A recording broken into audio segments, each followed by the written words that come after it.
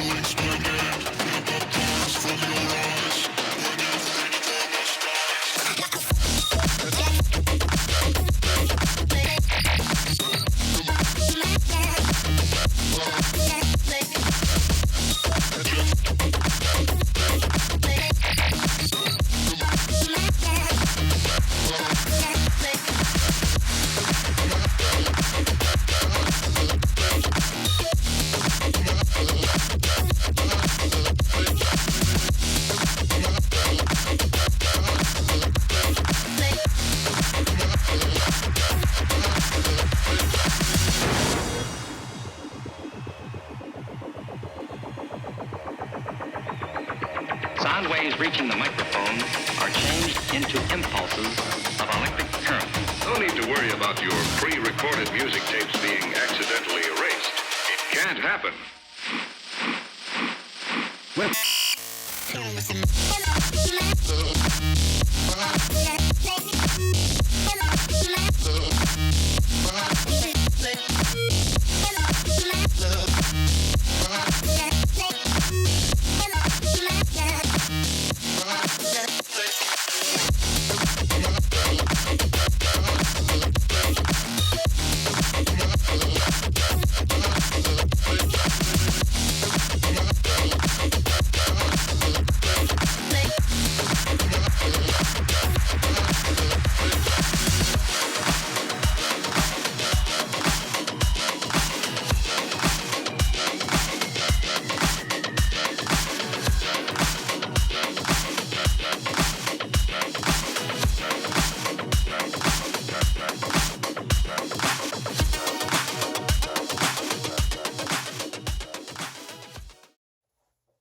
Okay, so once you get everything done that way, remember, cut the edges, post heat, get everything smoothed out, and then you can start working on like your knifeless taping your edges down here. So this is just cut with a razor blade, literally just straight across the edge of the trim here. And remember, all the way around your roof, you've got moldings. You've got front window, rear window. You've got side trim molding here that covers it up. You've got a sail panel. All that gets covered up, even the sunroof. Once you cut it out, heat it down in there, it gets covered up. It's going to be kind of up to you if you want to tape any of these edges. I'm not sure I'm going to tape any of these since molding covers all of it. I feel pretty good like it's not going to peel up in that. So that may be a mistake, but I won't know until I'm done. But what I wanted to show you guys is how this knifeless tape works. So what it basically does is a small filament. Come here a little closer. And so you can kind of see this edge here. Now I do have it across the back so you can see a piece. Now one of your edges, when you go to pull it, you want to pull it, kind of get the filament out. So if I kind of show you, I've got the filament already pulled out of this edge here. And you're going to pull it out of the plastic tape here that is with it, the green stuff, and this is kind of yellow. So you're going to pull it so that it starts coming up away from it. So this is all filament right here. You can see this yellow. And I've got the piece here. This is where it came out of. Now when you get this right to the edge, so you've got this, what you want it to do is the filament needs to pull through the green stuff. When you get it right to the edge of the wrap, you're not going to want to pull up and out and up and away like this. Because what happens is you start to pull up and it really doesn't tear through the wrap, or it doesn't cut it. What it does is it basically stretches and pulls the wrap. You want to pull it along the surface and basically cut it perpendicular. So you want to pull, if I'm pulling this way, I want to pull directly across, not up and out, not this way, up and out.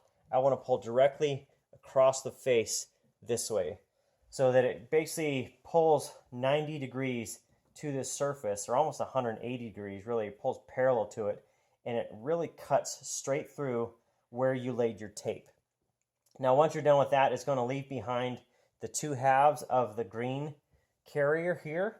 So you'll have to kind of fish those out and pull those out, and once you're done, what you'll have is you can pull away this bottom piece because it's cut free now. This is the top. Remember, this is one piece over top your bottom. Pull this away because you don't need it anymore. Take your filaments out, and then you have this nice piece wrapped over top your bottom, and then you can just lay it down nice and easy.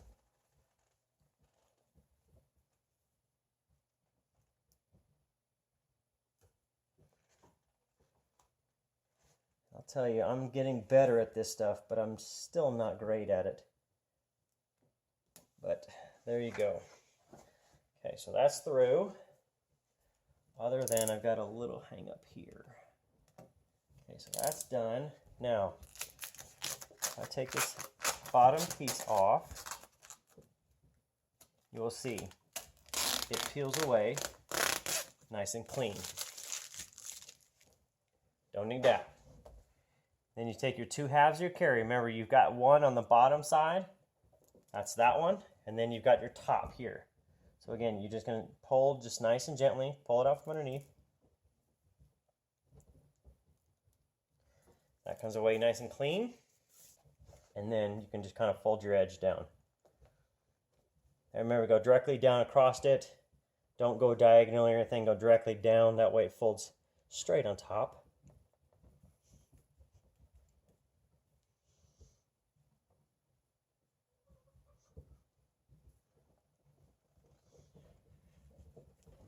That is fully sealed.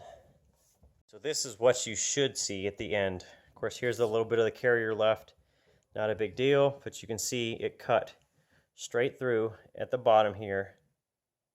And then you've got roughly a 1/4 inch overlap. So this is the bottom piece going underneath, top piece coming across. This is where my knifeless tape cut through here. And then I've just folded it down. So if you stand back, you can see a little bit of an edge. But, you know, that's not so bad. That's not so bad if I show you kind of move around a little bit. Now, granted, the lights aren't exactly helping in that, but it's not too bad. Now, another thing I've seen recently is somebody has done it across the edge. So basically, they wrapped up to about this point, and then they've got a line front to back across the roof. Kind of different ways to do it. I just chose to do it this way right here at the back of the sail panel. I thought it would just make it look a little cleaner, like it was supposed to be there. And then there again, here's what my front pillars look like. Not too bad, not terrible, but you can see that there's just a little bit of overlap. That way it's sealed, both edges, and then this one I wouldn't really probably worry about tape, but just to keep an eye on it as it goes. All right, now the last piece of this, obviously I hadn't cut out the sunroof yet, so here's this. It is, I cut roughly about 3/8 of an inch lip there, so you can kind of look around in there. Now I'm just going to heat that up with my heat gun, use my fingers to lay it down in there, and then sunroof can go back in. It'll be done. All right, so once everything's cut out on the sunroof, again, use a little heat, get it lay down in there. Just takes the tension off of it with the heat. Lay it down in there, nice and smooth, and then you can take off your plastic cover or whatever you got up there, like paper, like I did. Put your sunroof glass back in, and you are good to go. You can start assembling the car. So at this point, I think all I have left is just the bumpers. So at this point, I can start assembling. I can put sail panels in. I can put on all the trim pieces, grill. I'll leave the fenders alone to fit them with the front end, just to make sure they fit and everything goes there, but they're at least sitting on there out of the way. And then I can start cleaning up the shop because it's still kind of a mess from all the pieces everywhere. But at this point, don't fret about the roof. The roof is probably one of the last things. And let me mention, I had said it in the strategy video about workspace and getting everything at a good ergonomic height, meaning it needs to be roughly below shoulders to waist down here. If you notice where the car is sitting, I actually did put the wheels and tires on it and dropped it back down on the ground with the wheels and tires. And what that did is it brought the roof where it was. Remember when I showed you in the strategy, it was about here. It actually brought it down to about here. So I could pull this way when I set the set glass, you know, or basically got all the tension into the vinyl to get it set down in there. Just helps out versus trying to pull kind of up here. You can actually pull down where it makes sense, right? Makes sense to go right here at chest level. So that's it. A couple more pieces. This thing will be done, and I am excited to have it done and back together and ready to drive. But that's it for this time on Basin Motorsports. The roof, simple, even easier if you have no sunroof, and if it's a T-top, everything I just showed you is exactly the same, other than you're going to cut out T-tops versus a sunroof. So that's it, guys. Thanks for viewing. Thanks for watching. Thanks for subscribing. Any questions or comments, you know where to drop them. Drop them down below. You know I'll respond. That's it. Thanks for watching. Basin Motorsports, out.